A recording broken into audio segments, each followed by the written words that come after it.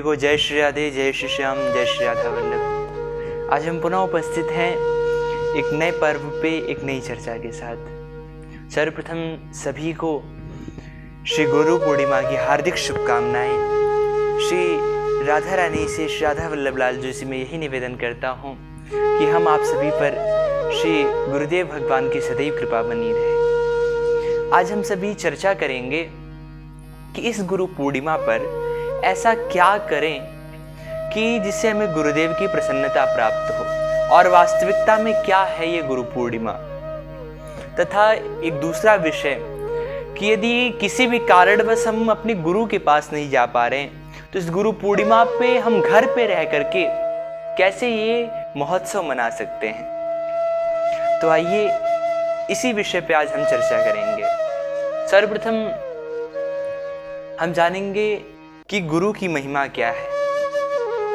अब यदि गुरु की महिमा का वर्णन करें तो वेदों ने भी नीति कह दिया ऐसी गुरु की महिमा। तो गुरु की महिमा का अंत तो है नहीं, लेकिन एक श्लोक जो हम बचपन से सुनते आए हैं, गुरुः ब्रह्मा गुरुः विष्णु गुरुः देवो महेश्वरः गुरुः साक्षात् परब्रह्म तस्मै श्री गुरवे नमः। गुरु ही ब्रह्मा, गुरु ही विष्णु, गुरु ही महादेव हैं और गुरु ही परब्रह्म परमेश्वर है। गुरु में ही सभी देवी देवता समाहित है। अपने गुरु के प्रति ऐसी भावना होनी चाहिए। वैराघाट वाले महाराज जी कहते हैं कि अपनी श्रद्धा तब पक्की माननी चाहिए, अपनी श्रद्धा को तब पूर्ण मानना चाहिए जब अपने गुरु में श्री हरिवंश महाप्रभु का दर्शन होने लग जाए, श्री राधा वल्लभ लाल जी का दर्शन होने लग जाए, तभी जाकर के आपकी श्रद्धा पूर्ण रूप से पक्की है। तो सर्वप्रथम अपने गुरु में श्रद्धा रखनी चाहिए।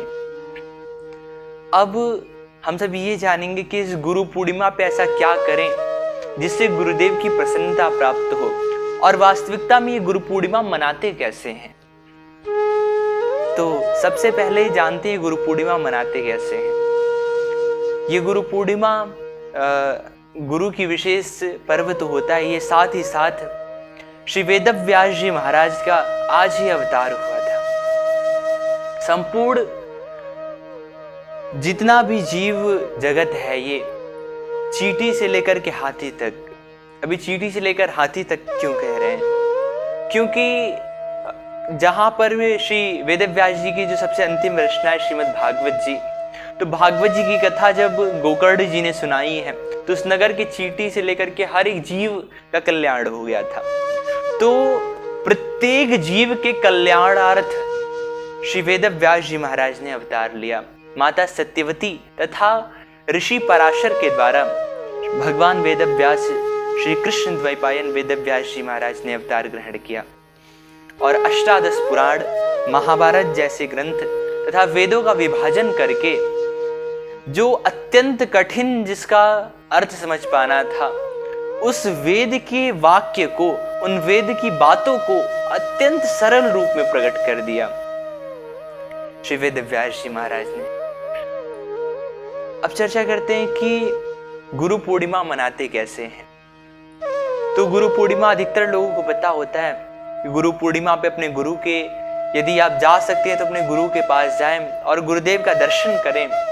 जो भी आपकी श्रद्धा हो वो गुरुदेव को भेंट करें, और सबसे बड़ी भेंट तो गुरुदेव के लिए यही होती है कि आपके हृदय के जो दुर्गुण हैं उनको त्याग करके आप गुरु के पास जाएं।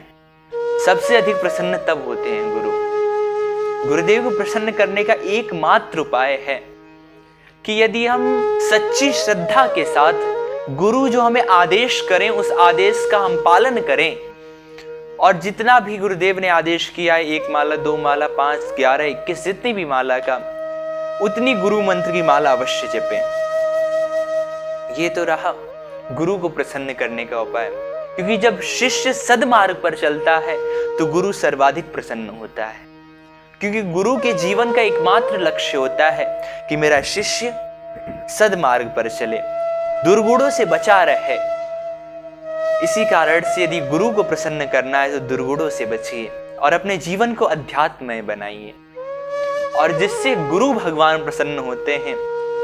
तो एक श्लोक तो जैसे पूर्व में हमने बताया, गुरु ब्रह्मा गुरु विष्णु गुरु देवो महेश्वर गुरु साक्षात परब्रह्म तस्मै श्री गुरवे नमः।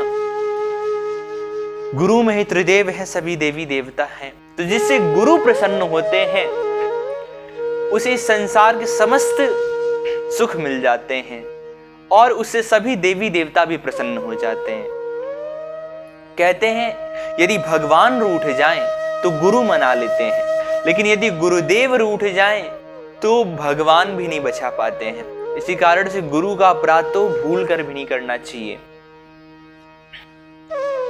अब गुरु पूर्णिमा पे अपने गुरुदेव के पास जाएं, दर्शन करें, सच्ची श्रद्धा के साथ नमन करें और अपने गुरुदेव के चरणों का प्रक्षालन करें, अपने गुरुदेव का चरणामृत ग्रहण करें।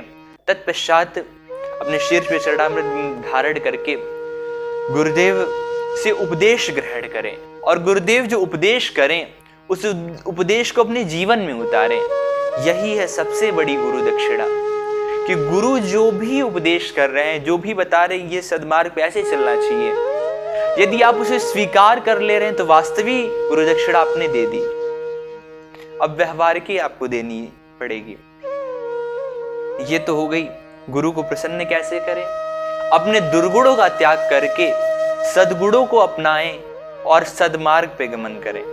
दुर्मार्ग को त्यागे, असद्मार्ग का त्याग कर दें। गुरु का पूजन कैसे करें कि गुरु के पास जाएं, गुरुदेव का जो पंचोपचार से पूजन कर दे, चंदन अक्षत पुष्प इत्यादि से पूजन करके तत्पश्चात गुरुदेव की स्तुति करें और गुरुदेव की वंदना करने के बाद गुरुदेव से उपदेश ग्रहण करें।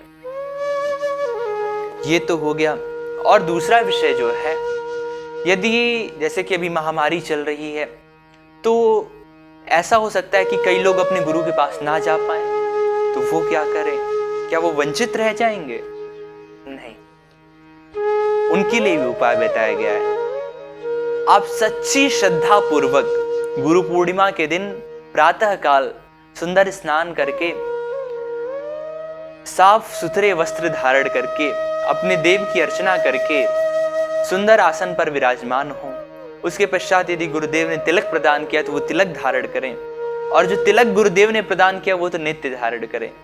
कभी तिलक पे भी चर्चा करेंगे हम। तो उस तिलक को धारण करें और तिलक को धारण करने के पश्चात अपने नेत्रों को मूंद लें और अपने हृदय में ध्यान ऐसा करें कि जो भी आपके आराध्य गुरुदेव हैं, यदि आपके आराध्य भगवान श्री कृष्ण हैं तो हमारे गुरुदेव गोलोक में, हमारे गुरुदेव विराजमान हैं श्री वृंदावन धाम में। यदि आपके आराध्य भगवान श्री राम हैं तो अयोध्या धाम, यदि महादेव हैं तो काशी। जो भी आपके आराध्य हों, जहाँ पे आपके गुरुदेव विराजमान होते हों, उस धाम का चिंतन करें। अब जैसे कि हम वृंदावन का चिंतन कर रहे हैं, दिव्य वृंदावन है, कलकल निनादिनी श्री यमुना जी बह रही हैं।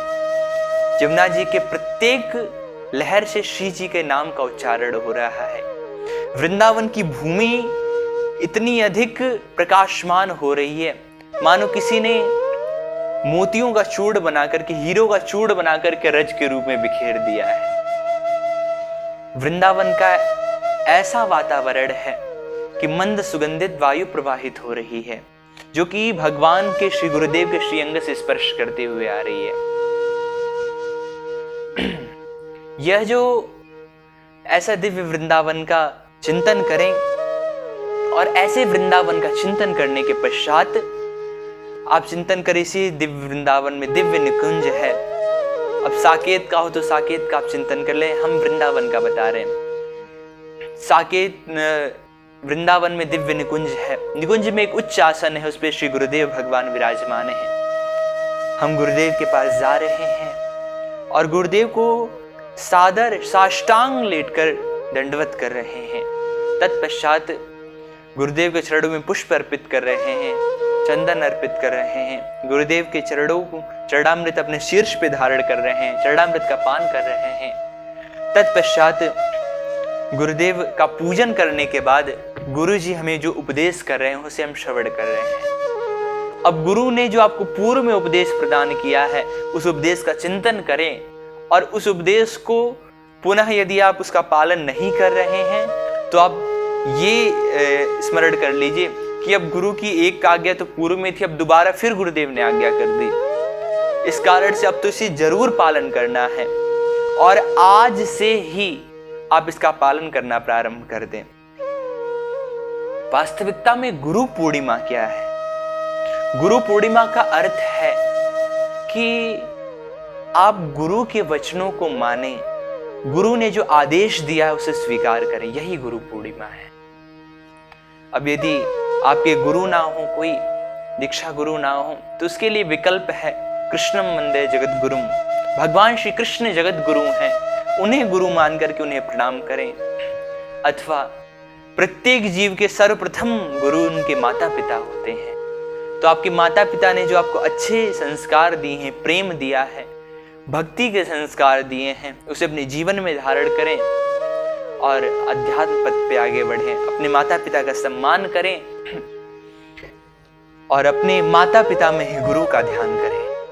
तो इस प्रकार से यदि सच्ची श्रद्धा से आप इस गुरु पूर्णिमा को मनाते हैं, तो ये गुरु पूर्णिमा आपकी समस्त मनोकामना को पूर्ण करने वाला।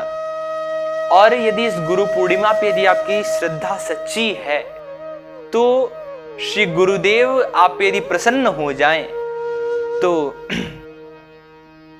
वो क्या नहीं प्राप्त करा सकते। श्री सौनक आदि ऋषि कहते हैं कि हे सूजी महाराज, श्रीमद् भागवत जी के पद्म पुराणात्मक महात्म्य में कि यदि चिंतामणिर लोक सुखम सुरद्रु स्वर्ग संपदम प्रेक्षति गुरु प्रीतो वैकुंठम योगी दुर्लभम। यदि चिंतामणि प्राप्त हो जाए तो चिंतामणि के प्रभाव से जो हम चिंतन करें सामने प्रकट हो जाएगा। स्वर्ग का कल्प वृक्ष प्राप्त हो जाए तो उसकी छांव में बैठ के जो कल्पना करेंगे वो सत्य हो जाएगा। परंतु ये दोनों मिलकर भगवत प्राप्ति नहीं करा सकते, वैकुंठ नहीं दे सकते। परंतु प्रेक्षति गुरु प्रीतो वैकुंठम योगी दुर्लभम। यदि आप जैसे गुरुदेव भगवान प्रसन्न हो जाएं, तो योगियों के लिए भी दुर्लभ जो वैकुंठ धाम है उसे प्रदान कर देते हैं। इस कारण से गुरु में तो विशेष श्रद्धा होनी चाहिए, और यदि आपकी श्रद्धा मजबूत है गुरु में, तो अवश्य इसी जन्म में गुरु आपको भगवत प्राप्ति करा देंगे। भले आपके साधन ना हो, गुरुदेव अपनी कृपा से प्राप्त करा सकते हैं। और गुरु कृपा से न जाने किन किन को भगवत प्राप्ति हुई, कई ऐसे भक्त चरित्र हैं। अवसर पड़ा तो उन भक्त चरित्रों की हम चर्चा भी करेंगे शीघ्रातिशीघ्र। तो गुरु पूर्णिमा का अर्थ है कि गुरु के वचनों को मानना, अपने दुर्गुणों का त्याग करना और उनके उपदेश को ग्रहण करना। इसी के साथ अपनी वाणी को यहीं पर विश्राम देते हैं। उसी पूर्व एक छोटा सा निवेदन, यदि आपके आसपास कोई ऐसा धार्मिक स्थल हो जिसके विषय में आप चाहते हैं अधिक से अधिक लोग जाने, तो वहाँ की संपूर्ण जानकारी हमारी ईमेल आईडी पर मेल करें या फिर हमारे व्हाट्सएप नंबर पर व्हाट्सएप करें। हम शीघ्रातिशीघ्र प्रयास करेंगे कि उस स्थान के विषय में एक वीडियो बनाएं और वहाँ की संपूर्ण जानकारी आप तक पहुँचाएं।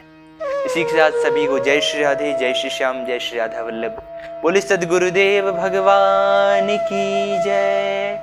जय जय श्री राम।